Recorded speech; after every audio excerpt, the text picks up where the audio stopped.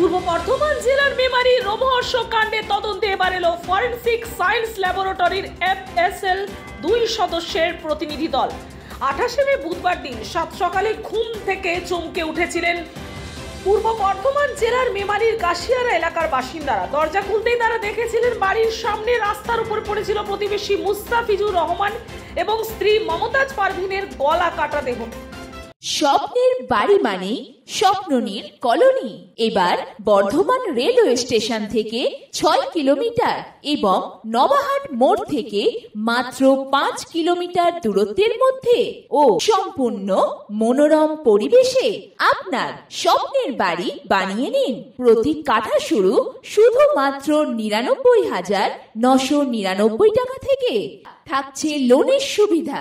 50% down payment করে কাঠা প্রতি 928 টাকা 84 মাসে পরিশোধ করুন। বিশদে জানতে ফোন করুন 8918277795।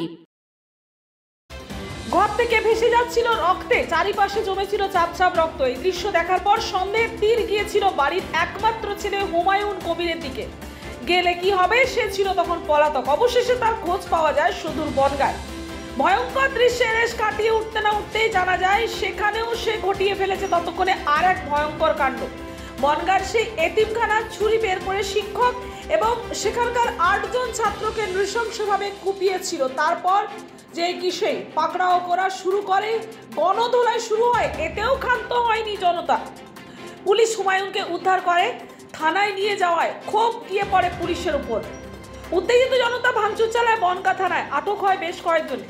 এরপর বুধবার মুস্তাফিজুর রহমানের বাড়িতে তদন্তে আসে ফরেনসিকের সায়েন্স ল্যাবরেটরির একটি দল। ভিডিও রেকর্ডিং এর পাশাপাশি সংগ্রহ করা হচ্ছে ঘরের ভেতর থেকে অনেক নমুনা। জিজ্ঞাসাবাদ করে জানার চেষ্টা হচ্ছে হুমায়ুন এবং তার পরিবারের সম্বন্ধে। ইতিমধ্যেই পুলিশ সূত্রের খবর, মেমারি জোড়া খুনে অভিযুক্ত হুমায়ুন কবিরকে বৃহস্পতিবার তোলা হতে পারে বর্ধমান আদালতে। দমদম কেন্দ্রীয় সংশোধনাগার থেকে নিয়ে এসে তাকে বর্ধমান আদালতে তোলা হতে পারে। কিছু বায়োলজিক্যাল স্যাম্পল কালেকশন করা হয়েছে, ঠিক আছে। সেগুলো ল্যাবরেটরিতে অ্যানালিসিস করার পরে বোঝা যাবে actually procedure of incident and ওর মধ্যে কী আছে না আছে এগুলো, ঠিক আছে। এখন ল্যাবরেটরি এক্সামিন না করা পর্যন্ত আমরা কিছু বলতে পারছি না, ঠিক আছে। Thank you. আজকে কি দেখলেন এখানে, কারা এসেছিল? আজকে 1:30 নাগাদ তদন্তকারী দল এসেছিল।